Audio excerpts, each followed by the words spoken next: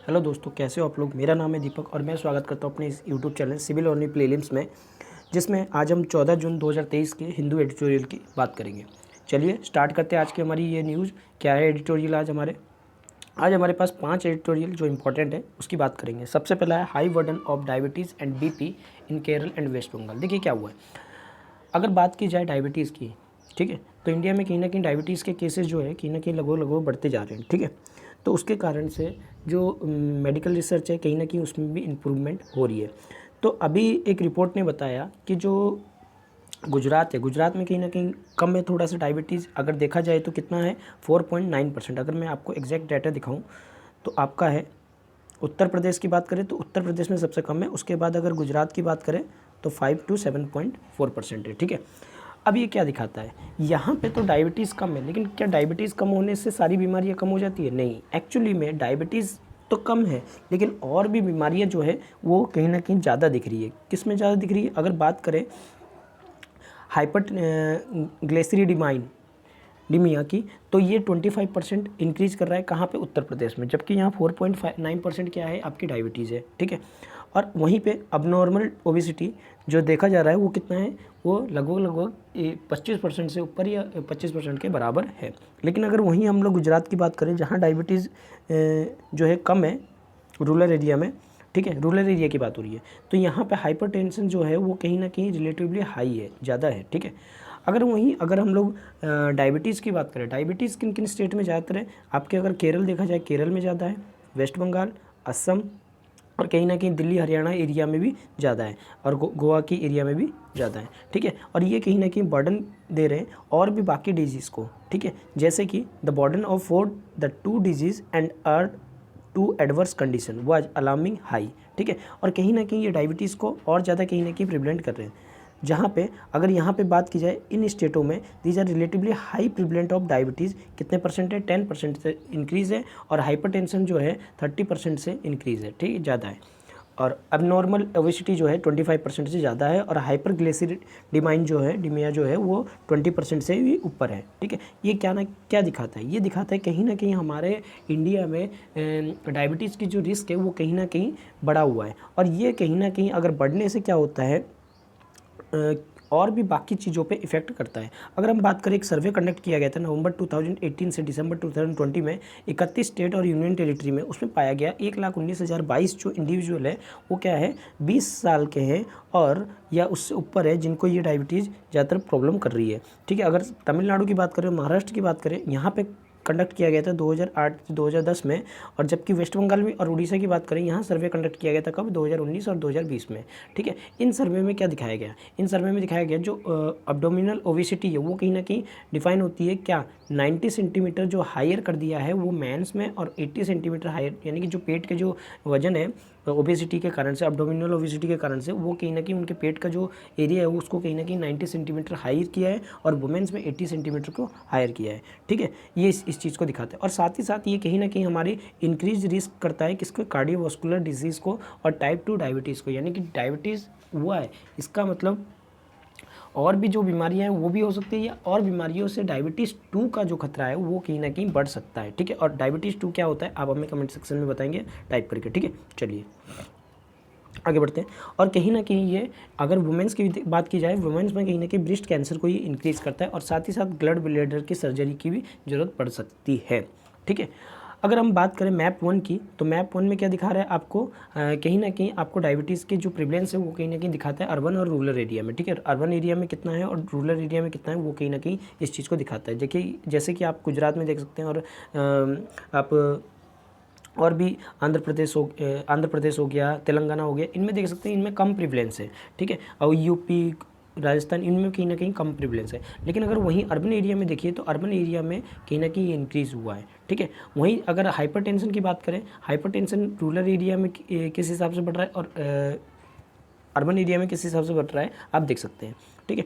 अगर हम बात करें ओवरऑल स्टडी में क्या पाया गया कि जो 11% ऑफ इंडियंस है वो क्या है, क्या कहीं ना कहीं डायबिटीज़ से जूझ रहे हैं, और 35.5% जो है कहीं ना कहीं हाइपरटेंसिव से, और 39.5 जो है अब्डोमिनल ओबेसिटी से, ठीक है। और 32.1% जो है हाइपर ग्लिसरीडेमाइनिमिया से गुजर रहे हैं। ठीक है, ये क्या दिखाता है, कहीं ना कहीं ये सब चीज़ों को, बीमारियों को कहीं ना कहीं टैकल करना पड़ेगा। और इन बीमारियों को टैकल करने के लिए सबसे पहले क्या ज़रूरत है, सबसे पहले तो आपको डाइटिंग सुधारनी पड़ेगी।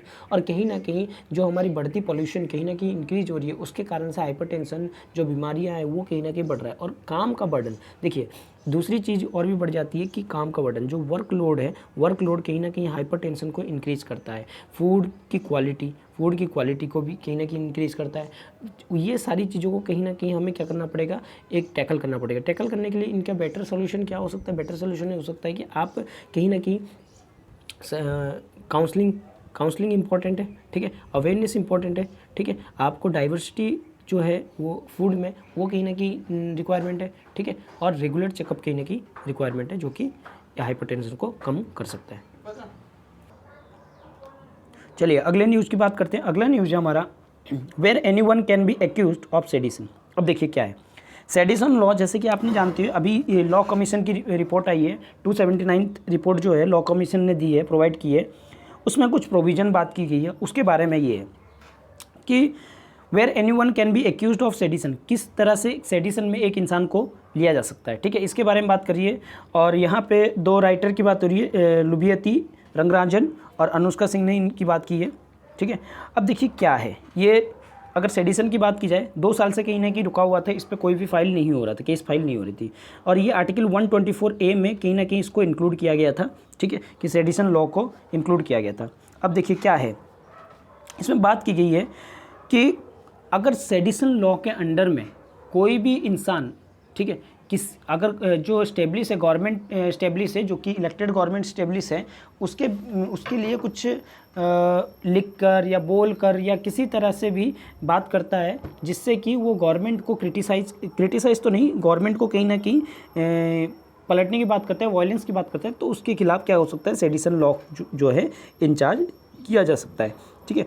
अब देखिए जो यहाँ पे लॉ कमीशन ने क्या कहा, लॉ कमीशन ने 3 रिकमेंडेशन दिए, सिग्निफिकेंट रिकमेंडेशन दिए। पहली जो थी इंडियन पिनल कोड के हिसाब से, जो सेक्शन 124 पिनल कोड के हिसाब से, which contain law of sedition be amended to incorporate meaning sedition which laid down to supreme court Kedarnath versus ये। तो क्या कहा इसने कि जो भी लॉ सेडिशन में आते हैं अमेंड किए जा सकते हैं, या इनकॉर्पोरेट जो है मीनिंग है वो सेडिशन में किसके द्वारा होने चाहिए, जो भी Kedarnath versus state of Bihar 1962 के अंडर में है, उस हिसाब से उसको इनकॉर्पोरेट करना चाहिए, यानी कि उसकी मीनिंग को उस वहाँ पे इनकॉर्पोरेट करना चाहिए। दूसरा क्या बताया, दूसरा यहाँ पे सेकंड यहाँ पे बताया कि जो सेडिशन की जो सेंटेंस है उसको कहीं ना कहीं इंक्रीज़ करके 3 से 7 ईयर करने की बात की गई है। देखिए सेडिशन लॉ में अभी तक तो 3 साल की थी, तो उसको कहीं ना कहीं इंक्रीज करके मिनिमम जो सेंटेंस है उसको इंक्रीज करके कितना कर दिया गया, 3 से 7 ईयर की बात की गई। और जो तीसरी है वो क्या कहा गया है, जो FIR रजिस्टर्ड होगा सेडिशन के खिलाफ, तो वो कोई भी police officer only after the police officer, तो वहाँ पे जो इंक्वायरी होगी, प्रिलिमिनरी इंक्वायरी होगी, वो कौन करेगा, जो इंस्पेक्टर रैंक या इंस्पेक्टर का हो या उससे हायर रैंक का हो, वो कहीं ना कहीं उस पर क्या करेगा, आपका इंक्वायरी करेगा, ठीक है। अब इससे क्या पता लगता है, देखिए इससे पता लगता है कि कहीं ना कहीं ये लॉ को थोड़ा सा और स्ट्रिंजेंट बनाने की बात की जा रही है, कहीं ना कहीं लॉ की एरिया को कहीं ना कहीं और थोड़ा सा बढ़ाने की बात की जा रही है, कहीं ना कहीं पुलिस को पावर जो है वो थोड़ा सा और दी जा रही है। अब देखिए जैसे कि अगर हम बात करें, कमीशन ने फोकस किस पे किया है, कमीशन ने प्रपोज किया है the commission deflect attention ambit of criminality rather than focusing on source of criminality. देखिए क्रिमिनल इसने ज़्यादातर किस पे, एम्बिट ऑफ क्रिमिनलिटी पे ध्यान दिया है, और किस पे, सोर्स ऑफ क्रिमिनलिटी को छोड़ के, यानी कि कहाँ से ये निकला उसको छोड़ के कहीं ना कहीं क्रिमिनलिटी के ऊपर कहीं ना कहीं ज़्यादा फोकस किया है, ठीक है। और ये बताया जो क्राइम है against political speech against the representations of government in democracy, क्या बताया, जो सोर्स है क्राइम का वो रिमेन है कहाँ पे, पॉलिटिकल स्पीच, जो कि एक रिप्रेजेंटेटिव गवर्नमेंट के द्वारा रिप्रेजेंटेटिव गवर्नमेंट के खिलाफ जाता है, ठीक है। अब देखिए जो यहाँ पे एक और बात की गई है, द कमीशन क्लेम किया कि only those form of expression will penalized will be tendency to incite violence, यानी कि जो वायलेंस के कैटेगरी में आता है, ठीक है, जो वायलेंस की कैटेगरी में आता है, जैसे मान लीजिए अगर छोटी मोटी नाम वाम आता है तो उससे कोई रिलेटेड नहीं, लेकिन वो अगर वायलेंस को कहीं ना कहीं बढ़ा रहा है, उसके कारण कहीं ना कहीं वायलेंस फैल रहा है, तो वायलेंस होना और वायलेंस फैलना, दोनों में डिफरेंस है। वायलेंस होना मतलब अगर कुछ ग्रुप है, 2-4 लोगों का ग्रुप है, वो कहीं ना कहीं वायलेंस फैला रहे हैं तो वो वायलेंस फैलाना हो गया। लेकिन अगर क्रिएट कर रहा है एक इंसान अपनी बोलने से या लिखने से, किस कारण से जो वायलेंस है वो कहीं ना कहीं फैल रहा है, तो उसको कहीं ना कहीं सेडिशन चार्ज में इंक्लूड किया जा सकता है। तो यहाँ पे बताया टू इनसाइड वायलेंस बट म्यूडीज legal water follow addition tendency means mere inclination. अगर थोड़ी सी भी उसकी तरफ झुकाव है तो वो कहीं ना कहीं सेडिशन के खिलाफ नहीं आएगा। मतलब थोड़ा सा इन द केस जैसे कि वो उसके साथ, जैसे मान लीजिए सपोज कीजिए कहीं पे वायलेंस हो रहा है और आप वहाँ पे खड़े हो, ठीक है, तो क्या वो सेडिशन के खिलाफ आएगा? नहीं आ सकता। लेकिन अगर मान लीजिए आप उस वहाँ पे पूरा आपके पास प्रूफ है कि आप उस वायलेंस को बढ़ा रहे हो, तो कहीं ना कहीं वो क्या होगा, इंक्लूड होगा सेडिशन के लॉ के हिसाब से, ठीक है। ये रिकमेंडेशन कहीं ना कहीं फिर प्रॉब्लमेटिक क्रिएट कर रहा है लोगों के लिए, ठीक है। अब देखिए इसके लिए क्या होनी चाहिए, ये जो टेंडेंसी की बात की गई है वो कहीं ना कहीं लोगों की एक्सप्रेशन की बात की है। लोगों की एक्सप्रेशन, कहीं ना कहीं लोगों के एक्सप्रेशन जो है वो दबा रहे, उनकी कहीं ना कहीं टेंडेंसी जो है वो क्या कर रहे हैं, standard for any judicial executive minds and the 9 petition currently pending before the supreme court. क्या बताया गया है कि जो ऐसे अगर टेंडेंसी रहेगी, जो 9 अभी तक पिटिशन है वो करेंटली जो पेंडिंग है किसके सामने, सुप्रीम कोर्ट के अंदर, जो फाइल है क्या है, जो person were arrested under sedition law as well as journalist former service officer. जो अभी तक फाइल है वो कौन है, पर्सन जो अरेस्ट है सेडिशन लॉ के खिलाफ, वो कौन है, ज़्यादातर जर्नलिस्ट है और फॉर्मल सर्विस ऑफिसर है। इसका मतलब क्या है, वो दिखाता है कहीं ना कहीं इनकी फ्रीडम ऑफ स्पीच को कहीं ना कहीं दबाया जा रहा है, ठीक है। अब देखिए अगर सेडिशन लॉ की बात की जाए, जो पुलिस की पावर है नियरली 2 साल के बाद भी इस जो ये कहीं ना कहीं किसके बीच में बैक एंड फोर्थ है बिटवीन जुडिशरी एंड एग्जीक्यूटिव के, यानी कि जुडिशरी और एग्जीक्यूटिव के बीच में भी अभी भी कहीं ना कहीं इस चीज़ को बरकरार रखा गया है। और अभी भी इसके डिबेटिंग की बात की जा रही है कि ये लॉ जो है वैलिडिटी है या नहीं है, ठीक है। देखिए कुछ चीज़ों को ऐड करना, ठीक है, जैसे प्रिलिमिनरी इंक्वायरी को ऐड करना, ये ज़रूरी नहीं है कि ये सेडिशन लॉ को ताकत देगा या कम करेगा, ऐसा नहीं। अभी भी ये डिबेट का बना हुआ है कि कोई भी इंसान सेडिशन लॉ में कैसे खींचा जा सकता है। इसके ऊपर तो अभी बात ही चल रही है कि किस तरह से एक लॉ को, एक पर्सन को सेडिशन लॉ में रखा जाए, किस तरह से एक लॉ पर्सन को सेडिशन लॉ से बाहर रखा जाए, इसके ऊपर कोई बात नहीं की गई है, ठीक है। अगर हम बात करें मेयर इंक्लेशन की, यहाँ पे सबसे ज़्यादा जो जोर दिया गया है वो मेयर इंक्लेशन को दिया गया है। मेयर इंक्लेशन मतलब थोड़ी सी अगर आपकी झुकाव वायलेंस की तरफ है, क्या उसको भी अगर आपके पास प्रूफ नहीं है, क्या उसको भी सेडिशन लॉ में रखा जाएगा या नहीं, इसके ऊपर अभी भी बहुत सारी डिबेट चल रही है। और साथ ही साथ जो प्रिलिमिनरी इंक्वायरी है, क्या वो पूरी तरह से रेमेडी दिला पाएगा, कि वो जो फैक्ट है, जो भी ऑफिसर रैंक के जो लोग हैं वो क्या उस चीज़ को पूरी तरह से जो पर्सन एक्यूज नहीं है, कहीं ना कहीं उसने वॉयलेट नहीं किया, क्या वो उसको निर्दोष साबित कर सकते हैं? तो अभी भी इन चीज़ों पे सवाल बना हुआ है। तो क्या चीज़ हो सकता है, किस चीज़ से हम लोग इस चीज़ को रोक सकते हैं, वो अभी भी कहीं ना कहीं एक उलझन सी बनी हुई है, ठीक है। जो कमीशन है वो डिसएग्री के development in foreign jurisdiction which invalid sedition stating that ground reality are the different country. देखिए अलग अलग कंट्री में अलग अलग तरह की सेडिशन की वो स्टेट किया गया है, ठीक है, उनकी अलग अलग रियलिटी के हिसाब से।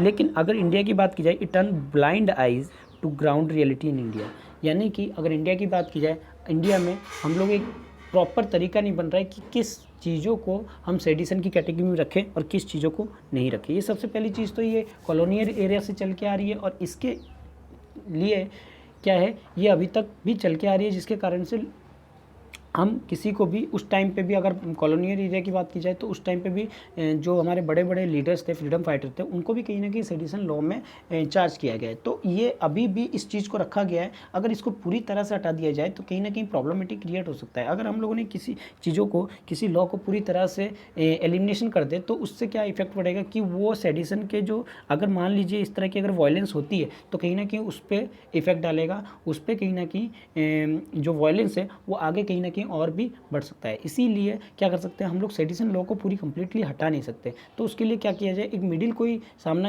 वो तरीका निकाला जाए जिससे टाइम टू टाइम इसमें क्या किया जाए, रिफॉर्म किया जाए। यानी कि टाइम टू टाइम, यानी कि अगर मान लीजिए सपोज कीजिए कोई चीज़ अभी के लिए ज़रूरी है तो उसको कहीं ना कहीं सेडिशन लॉ में इंक्लूड किया जाए, और कोई चीज़ अगर आप अभी के लिए हटाने की ज़रूरत है तो उसको कहीं ना कहीं एलिमिनेट किया जाए। तो ये कहीं ना कहीं ये फंडामेंटल होना चाहिए, जिसके कारण से हम सेडिशन लॉ को एक अच्छी तरीके से यूज कर सकते हैं। और साथ ही साथ हमारी फ्रीडम ऑफ स्पीच और फ्रीडम जो है यानी कि फंडामेंटल राइट्स जो है वो भी कहीं ना कहीं वायलेट ना हो, इस चीज़ का भी हमें बहुत खास ध्यान रखना पड़ेगा। ठीक है, तो ये था इसकी आर्टिकल का क्रक्स। चलिए आगे बढ़ते हैं अगले न्यूज़ की तरफ।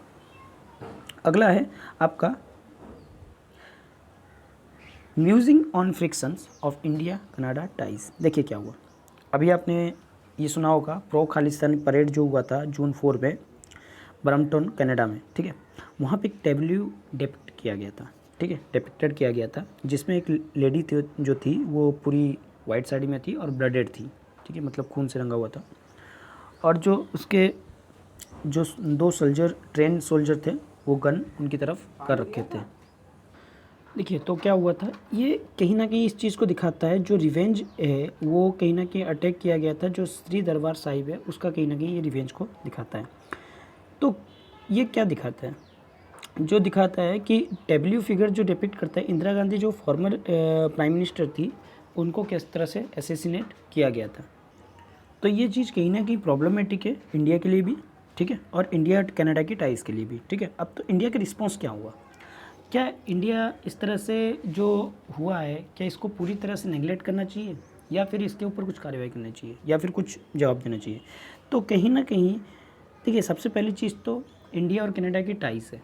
ठीक है, यानी कि अगर हमें फॉरेन रिलेशंस रखने हैं तो हर चीज़ को कहीं ना कहीं थोड़ी सी कुछ चीज़ों को इग्नोर करना ही पड़ेगा।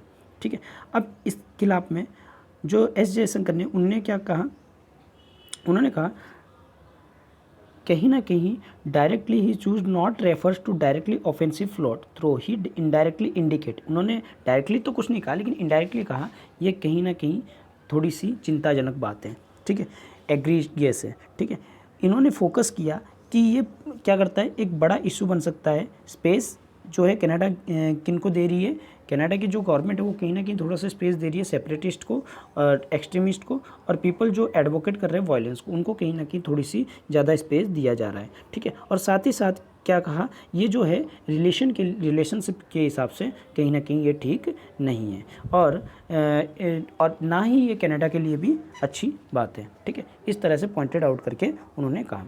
ठीक है, जो कनाडा का हाइपोक्रिटिकल अप्रोच जो है ह्यूमन राइट्स इशू के लिए और इसके जो लंबे समय से चले आ रहे हैं वो कहीं ना कहीं टेरिटरी किसको दिखाता है, इंटीग्रिटी ऑफ इंडिया को दिखाता है। लेकिन इस तरह की चीज़ें जो बोल के या दिखा के कहीं ना कहीं ये किसको दिखा रहे हैं, सेपरेटिस्ट को, एक्सट्रीमिस्ट को, और कहीं ना कहीं वायलेंट को कहीं ना कहीं इंडिया के खिलाफ दिखा रहे हैं। ठीक है, अब जो जयशंकर है उन्होंने कहीं ना कहीं कुछ बात और कही, कुड नॉट बी, इन्होंने क्या कहा, could not be get himself around the take name of Indira Gandhi. Indira Gandhi के बिना नाम नहीं है, इन्होंने बहुत सारी और भी चीज़ें कहा।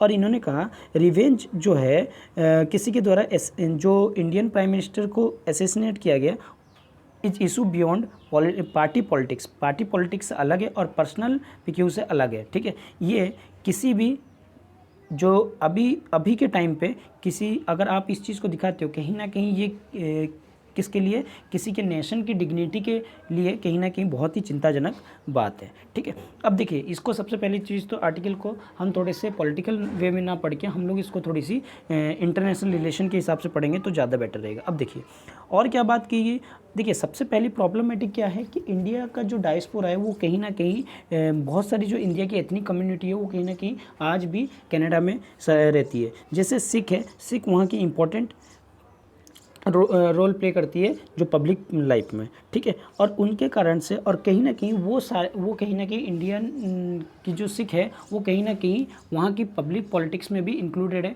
यानी कि जो प्राइम मिनिस्टर है, जो कनाडा के प्राइम मिनिस्टर है उनके साथ भी कैबिनेट में इंक्लूडेड है। तो कहीं ना कहीं ये अपने वोट बैंक को चक्कर में भी कभी कभी इस तरह की हरकतें बहुत सारी कंट्रीज़ करती है जो कि थोड़ी सी प्रॉब्लमेटिक क्रिएट हो सकती है। लेकिन हमें इस चीज़ को इस पर्सपेक्टिव में नहीं पढ़ना है, हमें थोड़ी सी इसको न्यूट्रल माइंडसेट से पढ़ना है कि जो भी चीज़ किया जा रहा है कहीं ना कहीं एक देश की नेशनल इंटीग्रिटी को ना खतरा बना के अगर आप कोई चीज़ को शो कर रहे हो तो कहीं ना कहीं वो बेटर होगा। अगर आप इसको लंबे समय तक रन कराना हो, किसी के भी टाइज़ को भी अगर फॉरेन पॉलिसी के टाइज़ को अगर लंबे समय तक रन कराना है कहीं ना कहीं उसके साथ फॉर्मली डिप्लोमेटिक रिलेशनशिप कहीं ना कहीं बातचीत रखनी पड़ेगी और दूसरों का इंटरफेरेंस कहीं ना कहीं कम करना पड़ेगा। जैसे कि आपके पाकिस्तान और इंडिया की बात की जाए, पाकिस्तान और इंडिया में सबसे पहले क्या है। पीओके का मसला है, अगर पीओके के मसले को अगर आप इंटरनली सॉल्व करें तो ज़्यादा बेटर है। अगर कोई थर्ड पर्सन आता है तो कहीं ना कहीं वो प्रॉब्लमेटिक क्रिएट करता है, तो ये चीज़ नहीं होनी चाहिए और इसको कहीं ना कहीं न्यूट्रल माइंडसेट से दिखाना चाहिए, ना कि आपको पॉलिटिकल पर्सपेक्टिव से कि वोट बैंक लेना है, ये करना है, वो करना है, इस पर्सपेक्टिव से कहीं ना कहीं दिखाएंगे तो कहीं ना कहीं जो टाइज़ है वो कहीं ना कहीं ख़राब होंगे और रिलेशनशिप अगर ख़राब होंगे तो कहीं ना कहीं आपकी जो ट्रेड है, इम्पैक्ट है, इन सब में कहीं ना कहीं इम्पैक्ट ज़्यादा पड़ेगा, जो कि हम लोग आज इंडिया और पाकिस्तान के केस में देखते हैं। ठीक है, तो कहीं ना कहीं हमें इस चीज़ के ऊपर बैठ के बात करनी पड़ेगी, नेगोशिएशन करनी पड़ेगी, इस चीज़ को कहीं ना कहीं रोकना पड़ेगा और कहीं ना कहीं इस तरह की एट्रोसिटी को कहीं ना कहीं हमें अपने दिमाग से निकाल कर एक न्यूट्रल माइंडसेट से, एक पॉजिटिव माइंडसेट से हमें क्या करना पड़ेगा, एक रिलेशन को स्टेब्लिश करना पड़ेगा। ठीक है, चलिए आगे बढ़ते हैं। अगला न्यूज़ है लव ऑल। क्या बताया जा रहा है, देखिए यहाँ पे बात की जा रही है जोकोविक की। ठीक है, नोवाक जोकोविक। अब ये है क्या, अब देखिए सबसे पहले तो टेनिस, ये इनको कहा जाता है टेनिस का जो है महान प्लेयर है। ठीक है, there was a few surprising single event in French Open. क्या बताया जा रहा है, स्पोर्टिंग हीरोज जैसे कि ऑथर होते हैं उनको कहीं ना कहीं माने जाते हैं, तो इसी तरह से स्पोर्टिंग हीरो भी है जो खेलने में माहिर होते हैं। इनको कहीं ना कहीं जैसे जैसे स्वाद बढ़ता जाता है, इसकी डिफ़ाइन और भी कहीं ना कहीं साफ आता रहता है। इसका मतलब क्या है कि जैसे जैसे आप खेलते जाओगे आपके अंदर जो आपकी पहचान है वो भी कहीं ना कहीं आपकी क्या होती जाएगी, बढ़ती हुई जाएगी। यही चीज़ कहीं ना कहीं हमें नोवाक जोकोविक के बीच में देखा गया है। क्या कहा गया है कि Novak Djokovic has often suffered कि फेट। ठीक है, where his illustration rival Roger Federer and Rafael Nadal. देखिए इनके कहीं ना कहीं कुछ राइवल मिले। राइवल का इन द सेंस ये नहीं कि लड़ने उतरने के लिए, राइवल का मतलब है ये जो खेलते हैं उसके बिहाफ पे जो इनके प्रतिद्वंदी है, वो प्रतिद्वंदी कौन है, रोजर फेडरर और राफेल नडाल। देखिए जो रोजर फेडरर है और राफेल नडाल है उनको कहीं ना कहीं ज़्यादा पॉपुलरिटी मिली है यूनिवर्स में, जबकि जोकोविक है जो प्रशंसा के लायक है लेकिन इनको इतना प्यार नहीं मिला है, इस तरह से बताया जा रहा है इस चीज़ को। ठीक है, और वो अगर जोकोविक की बात की जाए वो पॉलीग्लॉट का मतलब जो बहुत सारी भाषाओं को जानता हो, जैसे कि इन्होंने सर्बिया बोल सकते हैं, इंग्लिश बोल सकते हैं, ठीक है, फ्रेंच, इटली, जर्मन, स्पेनिश, ये सब भाषा बोल सकते हैं। लेकिन इनको पूरी तरह से इनके फैंस के द्वारा जो बाहर सर्बिया के बाहर इनको कभी भी ज़्यादा लव जो है वो नहीं मिला है। ठीक है, प्यार नहीं मिला है। ठीक है, अब तो क्या रीज़न है, देखिए इसके बहुत सारी चीज़ें बताई गई है कि इन्होंने ये जीता है, ये इस तरह के ओपन जीते हैं। ठीक है, जैसे फ्रेंच ओपन के फाइनल में अगेंस्ट में नॉर्विन रूड को just herald raise changing the mind, तो वहाँ पे कहीं ना कहीं लोगों का माइंड सेट जो है वो चेंज हुआ था। विक्ट्री ने कहीं ना कहीं जो सर्ब से रिकॉर्ड ब्रेकिंग किया था थर्ड ग्रैंड स्लैम टाइटल को, तो उनको कहीं ना कहीं हेल्प मिला था स्टीयर क्लियर नडाल को। ठीक है, और अगर बात की जाए ये 36 साल के हो चुके हैं, 36 साल 20 दिन के हो चुके हैं। जोकोविक जो है अभी भी ओल्डेस्ट मैन में जो विन कर चुके हैं रोलैंड गैरोस सिंगल क्राउन को भी। ठीक है, और भी बातें बताई गई है, जैसे नडाल ने इस्टेब्लिश किया है टेस्ट ईयर को और first ever male chain claim all 4 major at least 3 बार, जो इतने भी मेल से रिलेटेड 4 बड़े इवेंट्स है या फिर जो प्राइज़ है वो कहीं ना कहीं 3 बार इन्होंने अचीव कर रखा है। ठीक है, और साथ ही साथ जोकोविक को जो है Paris without single final appearance since secure Australian open January in 20 year Carlos Alcaraz. ठीक है, consider to anointed anointed one, he was faced with deepest favorite, but he left French capital after winning generation battle. Alcaraz is 16 year his junior and Ruud 12 year regain world number 1 rank. देखिए कहीं ना कहीं ये जो इनके खिलाड़ी है, इनके साथ ही जो खिलाड़ी है, अभी की पॉपुलरिटीज़ इनकी कहीं ना कहीं कम हो रही है, जो क्योंकि नए प्लेयर की जो है वो कहीं ना कहीं आगे बढ़ कर चढ़कर आ रहे हैं। जैसे कि 20 साल के कार्लोस एल्क्रेज वो कहीं ना कहीं अभी फेवरेट बन चुके हैं, और जो कि उनसे 16 साल जूनियर है, और रूड की बात की जाए वो 12 साल जूनियर है, वो भी कहीं ना कहीं नंबर 1 रैंकिंग को गेन करने में अभी भी अपॉर्चुनिटी को आगे हैं। ठीक है, अगर कुछ बात की जाए जोकोविक की, उनकी वो कहीं ना कहीं बहुत ग्रेटेस्ट मैन प्लेयर थे और हमेशा से ही। ठीक है, और उनकी कहीं ना कहीं सक्सेस है, ग्रैंड स्लैम है, इवेंट अल्टीमेटली यार्ड स्टिक्स है, but when Djokovic is really head and shoulder above others, overall excellence, कहीं ना कहीं उनकी जो परफॉर्मेंस है वो कहीं ना कहीं दूसरों से बहुत अच्छी है, ठीक है। वो हमेशा से उन चीज़ों पे खड़े उतरते हैं, ठीक है। उनके जो पीयर ग्रुप है फेडरल और नडाल, वो कहीं ना कहीं उनके साथ ही कहीं ना कहीं राइवलरी कंडीशन में रहते हैं हमेशा, क्या नाम है उन मतलब हमेशा उनके टक्कर में रहते हैं, ठीक है। अगर उनकी 4 मेजर की बात कीजिए, वो ऑल 9 मास्टर्स यानी कि थाउजेंड्स एंड ATP फाइनल्स की कम से कम twice, at least twice, and just 2 trophies of short doing thrice और to his health and fitness and time tested genius. कहीं ना कहीं उन्होंने सभी जो मेजर ट्रॉफ़ी है वो कहीं ना कहीं ऑन कर रखी है, सभी 9 मास्टर्स थाउजेंड्स की और ATP फाइनल्स की 2 बार इस तरह से जो ये क्या कर सके हैं, जीत रखे हैं, ठीक है। अगर हम बात करें वुमेंस में, इगा स्वेटेक, ठीक है, जो 3rd रोनाल्ड गैरोस थी, विन कर रखी है, 4 साल तक लगातार जीती है, ठीक है, और 4th स्लैम ओवरऑल। और उन्होंने भी अपने आप को प्रूफ किया है कि वो कहीं ना कहीं इस दावेदार के लिए डोमिनेट कर रही है, ठीक है।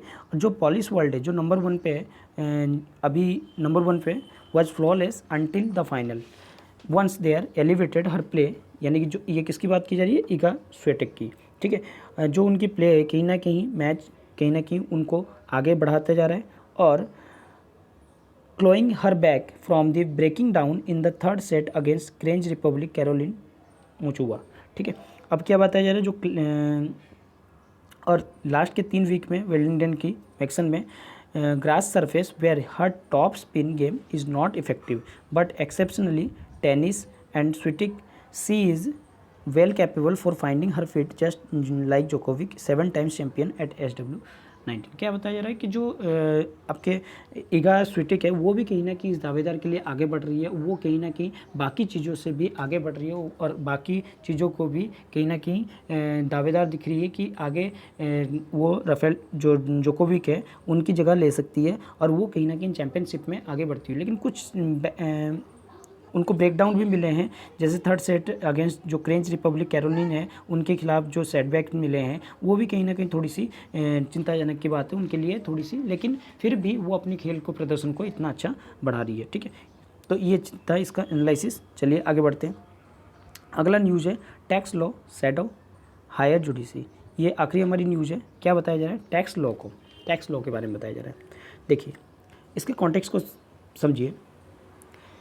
इंडिया का जो लॉ है टैक्सेशन के ऊपर वो 2 पर्सपेक्टिव से दो सेंट्रल पर्सपेक्टिव से बना है। पहली जो आइडिया है आर्टिकल 265 ऑफ कॉन्स्टिट्यूशन की बात करता है, जिसमें जो टैक्स है वो इम्पोज कर सकता है कौन, अथॉरिटी ऑफ लॉ के द्वारा, जो भी लॉ के द्वारा अथॉरिटी है वो कहीं ना कहीं इम्पोज कर सकता है, ठीक है। जैसे कि हमारे फाइनेंस मिनिस्टर वो फाइनेंस मिनिस्टर और आपके जो स्टेट्स है वो कहीं ना कहीं डिसाइड करते हैं जो आपके टैक्स रेट को, ठीक है। दूसरा on principle of sureness and that are levied और to clear consistent and predictable. जो प्रिंसिपल ऑफ श्योरनेस क्या कहता है कि जो आप टैक्स लगा रहे हो उसको कहीं ना कहीं प्रेडिक्टेबल किया जाए, क्लियर होना चाहिए और कंसिस्टेंट होना चाहिए। ये नहीं कि आप आज कुछ टैक्स लगा रहे हो और कल कुछ और टैक्स लगा रहे हो और कोई क्लियर ही नहीं है टैक्स का, कि इस पे टैक्स इतना लग रहा है, इस पे टैक्स इतना लग रहा है, कोई क्लियर ही नहीं है, तो कहीं ना कहीं प्रॉब्लमेटिक है, ठीक है। तो दोनों ही पर्सपेक्टिव कहीं ना कहीं क्या दिखाता है, लार्ज कमिटमेंट दिखाता है रूल ऑफ लॉ को, ठीक है, और कहीं ना कहीं ये लीगलिटी और सर्टेनिटी को की वैल्यूज़ को भी आपको दर्शाता है। अगर हम इसकी एक रिवर्सल जजमेंट है, क्या बताया गया है, इन प्रिंसिपल को रख के सामने, ये सिर्फ अगर ये प्रिंसिपल को सामने रखा जाए ये सिर्फ लेजिस्लेटर को ही नहीं दिखाता है बल्कि हमारे कोर्ट को भी दर्शाता है। जो कोर्ट की कमिटमेंट होती है, लेजिस्लेटर की कमिटमेंट है, दोनों की कमिटमेंट को ये कहीं ना कहीं दर्शाता है। लेकिन अगर लास्ट 12 मंथ की बात की जाए, कुछ ऐसे इंस्टेंस भी आए जहाँ सुप्रीम कोर्ट ने इस कमिटमेंट को अंडरमाइन किया है, ठीक है, और by reversing well reason judgment of high court and virtually enactment into existent tax that lack of legislative support. अब यहाँ पे 2 जजमेंट की बात की जा रही है जो जस्टिस एम आर शाह ने दिया था, जो कि अपने जो रिटायर्ड हुए हैं 15 मई को, उससे पहले इन्होंने दिया है। जो रिसेंटली रूलिंग आई है वो ITO वर्सेस विक्रम सुरजीत कुमार वाटिया। इन्होंने क्या रखा, the question before the court, question जो सामने रखा, whether an amendment to the provision of income tax 1961 could have retrospective effect. क्या जो अगर हम लोग एब्सेंस ऑफ लेजिस्लेटिव मैंडेट देखें तो क्या हम लोग अगर लेजिस्लेटिव की एब्सेंस है तो क्या जो इनकम टैक्स एक्ट 1961 कहता है कि रेट्रोस्पेक्टिव इफेक्ट लगा सकता है अगर लेजिस्लेटिव इफेक्ट एब्सेंस हो। जो मान लीजिए आपने टैक्स लगाया, यहाँ पे रेट्रोस्पेक्टिव का मतलब समझिए, आपने आज 10 रुपये टैक्स लगा रहे हो, ठीक है। अगर उस 10 रुपये टैक्स को लगा के आप चेंज कर रहे हो 9 रुपये में, ठीक है, मान लो अगले साल आपने 9 रुपये चेंज कर दिया। अब क्या है कि आप 10 रुपये तो पहले लगा रहे हो, लेकिन आपके पास ऐसा कुछ केस आया कि आपने कहा नहीं अब ये टैक्स 9 रुपये नहीं लगेगा, अब ये लगेगा तो 10 ही रुपये लगेगा आपके ऊपर। तो ये क्या होगा, तो कहीं ना कहीं प्रॉब्लमेटिक होगा, यानी कि रेट्रोस्पेक्टिव लग रहा है, यानी कि पिछला जो तरीका है उसके ऊपर लगा जा रहा है। मतलब अभी के जुर्म के हिसाब से आपको पिछला जो कानून के हिसाब से जो बनाया गया है, मतलब कहने का मतलब है अभी का जो कानून बना है उसके हिसाब से सज़ा नहीं मिल रही है आपको, जो पुराना चीज़ है उसके हिसाब से मिल रही है, ठीक है। सपोज कीजिए आपको अभी कानून में लिखा है 7 साल की सज़ा मिलेगी, लेकिन जो पहले कानून में थी वो आपको 10 साल की सज़ा थी, तो आपको 10 साल के हिसाब से अगर मिलेगी तो प्रॉब्लमेटिक है, ठीक है। या फिर एक ऐसे समझिए कि जैसे आपने कोई जुर्म किया, वो अभी के हिसाब से आपका क्या है 2 साल की सज़ा है, लेकिन पहले जो है इसके लिए 5 साल की सज़ा है, तो आपको क्या मिलेगी, आपको अगर 5 साल की सज़ा सुनाई गई तो इसका मतलब क्या है, अभी के कानून के हिसाब से नहीं, वो आपको पुराने कानून के हिसाब से मिली, तो उसको कहते हैं रेट्रोस्पेक्टिव। तो यानी कि आप जो अगर लेजिस्लेटिव मैंडेट है उसको अगर एब्सेंस करके रेट्रोस्पेक्टिव इफेक्ट जो है क्या आप लगा सकते हो इसमें, तो पहला क्वेश्चन तो ये पूछा गया, ठीक है। जो प्रोविज़न बताया गया टैक्स का, सेक्शन 153C एक्ट को जो कहता है कि कंडीशन विच सर्च, अब यहाँ पे इस कॉन्टेक्स्ट को समझिए, search made by persons premises could be result in opinion proceeding against other persons and entities. देखिए अगर आपके मान लीजिए घर है, घर में तलाशी ली जा रही है और थोड़ी सी भी कुछ सबूत, मान लीजिए आपने बैंक अकाउंट में आपको कुछ देखा गया और उसमें देखा गया कि आपने एक बंदे के पास ट्रांसफ़र किया गया, तो क्या वो जो ट्रांसफ़र किया गया बंदा है, अगर आपके घर में छापा पड़ रहा है तो क्या उसके घर में भी छापा पड़ेगा, तो इस चीज़ की भी बात की गई। लेकिन बिफोर अमेंडमेंट 2015 क्या बताया गया था, सेक्शन 153 जो अलाउ करता है रेवेन्यू को proceeding against third party to search. तो यानी कि जो 2015 से अमेंडमेंट से पहले जो बात की गई थी, अगर रेवेन्यू कहीं पे रेवेन्यू का मामला कहीं पे होता है तो वो थर्ड पार्टी के खिलाफ जो है सर्च एक्शन लिया जा सकता है इफ़ मटेरियल सीज, जैसे कि आपके मनी हो गए, बिलियन हो गए, या ज्वेलरी हो गई, या बुक ऑफ अकाउंट्स हो गए, इनको अगर सीज किया जाता है तो उसके खिलाफ में आप में दूसरे के जो थर्ड पर्सन है उसके खिलाफ भी आपका किया जा सकता है, जो प्रोसीजर है उसको चालू किया जा सकता है। जो पहले डेफिनेशन में क्या था, बिलोंग्स और बिलोंग्स टू में, ठीक है, लिखा हुआ था बिलोंग्स या belongs to persons other than one who has subjected to search, यानी कि अगर कोई भी इंसान बिलोंग कर रहा है, ठीक है, देखिए समझिए इसके कॉन्टेक्स्ट को समझिए, जो बिलोंग कर रहा है उस पर्सन से जिसके घर में सर्च की जा रही है, क्या वो भी इसके एम्बिट में आएगा या नहीं आएगा, ठीक है। दूसरी बात क्या की जा रही है, एटलीस्ट 3 डिफरेंट हाई कोर्ट जो टर्म बताए कि बिलोंग्स और बिलोंग्स टू को क्या बताए, एक नैरो कंस्ट्रक्शन बताए, ठीक है। जब इसको सही से रीड किया गया, इन्होंने कहा कहीं ना कहीं इसमें कुछ ना कुछ थोड़ी सी प्रॉब्लमेटिक है, उसको कहीं ना कहीं चेंज किया जाए, और there will be must evidence that material of question is person's property. जो एविडेंस होना चाहिए वो क्या होना चाहिए, मटेरियल जो होना चाहिए वो कहीं ना कहीं बिलोंग्स टू नहीं होना चाहिए, कहीं ना कहीं उस पर पूरी तरह से पर्सन की प्रॉपर्टी के ऊपर क्वेश्चन किया जाए, ठीक है। अगर हम बात की जाए अब इस डिसीजन को, अगर जो सर्च करने की बात है, अगर डिसीजन लिया गया, इस डिसीजन को कहीं ना कहीं ओवरकम किया गया और अमेंड किया गया 2015 को, और सेक्शन 153C को अब बदला गया, क्या क्या गया, जो assessment could be made against third party to search, अगर थर्ड पार्टी द्वारा सर्च किया जाता है, even if material search in case of document या बुक ऑफ अकाउंट को, जो अब यहाँ पे जो चेंज किया गया पर्टेन और pertain to the person if informed informations content to those item related to the person. अब क्या बताया गया, अगर कोई भी, अब बिलोंग्स की बात नहीं की गई, अब यहाँ पे चेंज करके क्या जोड़ा गया, पर्टेन या पर्टेंस या पर्टेन टू को क्या कहा गया, अगर वो इंसान से जुड़ा हुआ है तो ही क्या हो सकता है, चार्ज हो सकता है, ठीक है। अब ये क्वेश्चन आता है, the question turn to this would be law apply to search conduct period to enactment. क्या ये इस अब क्वेश्चन ये आता है कि जो लॉ अप्लाई हो रहा है सर्च में, उसको कहीं ना कहीं पहले अप्लाई किया जा सकता है, यानी कि पीरियड टू इट्स इनैक्टमेंट, इसको लागू करने से पहले अप्लाई किया जा सकता है। तो ये क्वेश्चन आ रहा है, ठीक है। अब देखिए यहाँ पे दोनों चीज़ को साफ साफ बताया जा रहा है। पहला कंडीशन था कि जो आप अगर किसी के घर में सर्च कर रहे हो और उसको अगर आपको किसी के साथ कोई लिंक बन रहा है तो क्या वो आप अरेस्ट कर सकते हो, या फिर कोई उसके बाद जब अमेंडमेंट किया गया तो इसमें क्या बताया गया कि जो जुड़ा हुआ है, अगर मान लीजिए किसी के साथ कोई कनेक्शन है तो ही उसको क्या किया जा सकता है, अरेस्ट किया जा सकता है। अब ये क्वेश्चन उठता है क्या आप पहले वाले कंडीशन को फिर अभी भी अप्लाई कर रहे हो, ठीक है। तो amendment was not made expressly retrospective, जो अमेंडमेंट है वो पूरी तरह से तो रेट्रोस्पेक्टिव नहीं है, लेकिन एक इवेंट की बात की गई है जिसमें गुजरात हाई कोर्ट ने हेल्ड किया, it is not because such application would be impinge the rights that had been vested person through the previous stipulation. देखो पूरी तरह से तो ये नहीं बताया गया, ठीक है, जो सुप्रीम कोर्ट का भी ऑर्डर आया है वो उस हिसाब से तो नहीं बताया गया है, लेकिन बाद में जो अप्रैल 6 में सुप्रीम कोर्ट ने इस चीज़ को रिवर्स किया वर्डिक्ट को, और रीज़न दिया they can be gleaned from the judgment twofold. One, पहला बताया ओल्ड सेक्शन 153 जो ये रिप्लेस कर रहा है अमेंडमेंट द्वारा, and the word belongs to और बिलोंग्स टू को जो सब्स्टिट्यूट किया गया पर्टेन टू से पर्टेन से पर्टेन टू में, therefore one must presume that unamended provision never exist in the law. जो अनअमेंडेड प्रोविजन है वो कभी भी लॉ में एग्जिस्ट ही नहीं हुआ है और ना ही पहले कभी डेट में अमेंडमेंट किया गया है, ठीक है। जो कहने का मतलब जो अभी भी एग्जिस्ट कर रहा है उसको कहीं ना कहीं अभी भी जोड़ के रखा है, ठीक है। उसको जब इंटरप्रेट किया गया है तो उसको कहीं ना कहीं अभी तक अमेंडमेंट किया ही नहीं गया है, वो अभी तक वैसा का वैसा ही है। दूसरा, जो न्यू लॉ है डिक्लेरेटरी है, जो नई लॉ है वो कहीं ना कहीं डिक्लेरेटरी है। ये कहीं ना कहीं मांग करता है क्या कि जो अर्ली प्रोविज़न है उसको कहीं ना कहीं एक्सप्लेन करो, यानी कि जो पिछले की चीज़ें हो चुकी है उसको कहीं ना कहीं अभी एक्सप्लेन करो, तभी जाके हम आपको क्या करेंगे, इसको छोड़ेंगे। ये कहीं ना कहीं एक रेट्रोस्पेक्टिव चीज़ों को ही दिखाता है।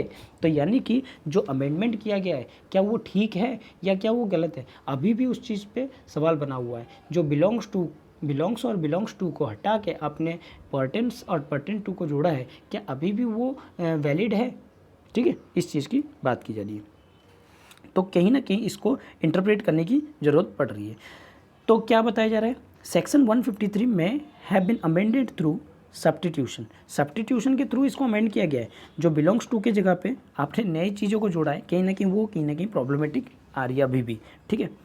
तो और एक जजमेंट की बात कीजिए, judgment of union of India Ashish Agarwal, ठीक है, वर्सेस आशीष अग्रवाल डिलीवर किया गया था लास्ट ईयर में। बताया क्या गया है, इज़ नॉट डिसिमिलर, एक जैसा नहीं है। It may be ramification continue to be felt in it.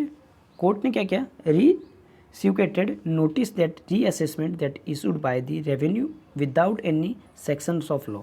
In doing so, it is not only reverse an Allahabad court judgment that have carried on appeal, but also verdict rendered by the least 7 different high courts that were not before it. अब देखिए क्या है, देखिए जो ये चीज़ बताई गई है वो कहीं ना कहीं कोर्ट ने क्या कहा कि भैया सिमिलर नहीं है। ये कहीं ना कहीं थोड़ी सी रेवेन्यू के मैटर में अगर बात की जाए, जो revenue without any sanctions of law, अगर कोई भी रेवेन्यू है, कोई भी उसको क्या किया जाए, रीअसेसमेंट किया जाए, ठीक है। जो भी कोर्ट रिसिक्यूट किया जाता है नोटिस को, वो कहीं ना कहीं रीअसेसमेंट हुआ और issued by the revenue without any sanctions of law. Revenue अगर नहीं मिलता है कोई भी, तो उनमें कोई भी सैंक्शन जो लॉ का सैंक्शन है वो कहीं नहीं किया जाएगा, ठीक है। अगर कोई भी आपके सैंक्शन एनी विदाउट क्या बताया गया है, in it the court resuscitate notice of reassessment that had been issued by the revenue without any sanction of the law. कोई भी सैंक्शन बिना रेवेन्यू के इशू नहीं किया जाएगा, ठीक है। इस चीज़ को बताया गया। अब देखिए और चीज़ें थोड़ी सी बात कर लेते हैं। अगर हम लोगों ने देखा कि जो रेवेन्यू है कंटिन्यू इशू बना था, ठीक है, और इसकी बात की जाती है, अपील करने की बात की जा रही है इनके प्रोविज़न को जो इनके अथॉरिटी से डिराइव होती है, और ये कहीं ना कहीं एक्सटेंड कर दिया गया इसके टाइमलाइन को, क्यों, कोविड-19 की इफेक्ट की वजह से, ठीक है। और हाई कोर्ट ने कहीं ना कहीं डिक्लेयर किया इस नोटिस को इनवैलिड है, बट इसको पॉइंटेड किया कि इनकम टैक्स डिपार्टमेंट अगर चाहे कि इसको न्यू लॉ को इन्वोक किया जाए तो उसके पास लिबर्टी है if status of limited permitted. क्या बताया गया कि जो स्टेटस है वो लिमिटेड परमिटेड है, अगर चाहे तो उसको कर सकता है लेकिन वो लिमिटेड परमिटेड है, ठीक है। लेकिन इसको there is no doubt the quashing of this notice would be some effect on revenue, लेकिन इसका इफेक्ट जो है वो ज़्यादा कुछ नहीं पड़ेगा रेवेन्यू पे। There will be has been cases where limitation has expired, अगर लिमिटेशन एक्सपायर्ड है तो केसेस अगर तो living the authority no choice but drop any proposal of reassessment. तो रीअसेसमेंट की यहाँ पे बात की गई है, अगर कोई चीज़ ऐसा बनता है तो कहीं ना कहीं रीअसेसमेंट किया जाए, उसको कहीं ना कहीं ठीक से समझा जाए, तब उसके बाद कोई कार्रवाई की जाए, ठीक है। चलिए और आगे क्या बताया गया, more than encroachment the court was not only encroachment on legislative function. देखिए कोर्ट केवल इनक्रोचमेंट नहीं कर रही है legislative function but also type to give life to whatever otherwise entirely illegitimate actions. जो इलीगिटिमेट एक्शंस है उसको कहीं ना कहीं आपको पूरी तरह से थोड़ी सी स्ट्राइविंग कर रही है, ठीक है। जो जजमेंट है वो कहीं ना कहीं ज़रूरी है, ठीक है। कहीं ना कहीं जो पुराने एविडेंस है उसके बिहाफ पे अगर आप किसी को अरेस्ट कर रहे हो पुराने लॉ के हिसाब से, रेट्रोस्पेक्टिव के हिसाब से, तो कहीं ना कहीं प्रॉब्लमेटिक बन जाता है आज के लॉ के हिसाब से, क्योंकि लॉ अभी जो बना है वो अभी न्यू बना है। तो न्यू लॉ के हिसाब से अगर नहीं चलोगे तो कहीं ना कहीं वो कॉन्स्टिट्यूशन की वैलिडिटी के ऊपर क्वेश्चन बनाता है, ठीक है। चलिए आगे बढ़ते हैं। अगला है हमारा कि आगे बात की गई आर्टिकल 142 की कॉन्स्टिट्यूशन की, जो अलाउ करता है it pass order doing complete justice to cause, ठीक है। यानी कि पूरी तरह से ये जस्टिस है किसके पास, कोर्ट के पास। ये नहीं कि आप बिल्कुल ही कोर्ट को नेगलेक्ट कर दोगे, क्योंकि कोर्ट आज के टाइम पे बहुत पावरफुल है और कोर्ट की जो पावरफुल है वो कहीं ना कहीं उसके हमारी कॉन्स्टिट्यूशन में लिखा हुआ है, ठीक है। आज कोर्ट जो है 142 अपना आर्टिकल यूज करके किसी भी चीज़ को अपने अंडर में ले सकती है और उसको बता सकता है। अगर हम आर्टिकल 265 कॉन्स्टिट्यूशन की बात करें, फॉरबिड करता है टैक्सेशन को विदाउट लेजिस्लेशन की, ठीक है। लेकिन अगर सुप्रीम कोर्ट विलिंग है टू प्ले पार्लियामेंट का, दिस रिमेन इल्यूजरी, मतलब परम्पेंट्री प्रोमिसेस विल रिमेन इल्यूजरी, मतलब कहीं ना कहीं आपको क्या करना पड़ेगा, जो आर्टिकल 265 है वो कॉन्स्टिट्यूशन को क्या करता है, टैक्सेशन अगर विदाउट लेजिस्लेशन है उसको कहीं ना कहीं फॉरबिड कर सकता है टैक्सेशन को, ठीक है। चलिए ये था आज का एनालिसिस। अगर आपको एनालिसिस अच्छे लगे तो आप शेयर कीजिए, लाइक कीजिए और अपने दोस्तों के साथ सब्सक्राइब करना ना भूलिएगा। चलिए।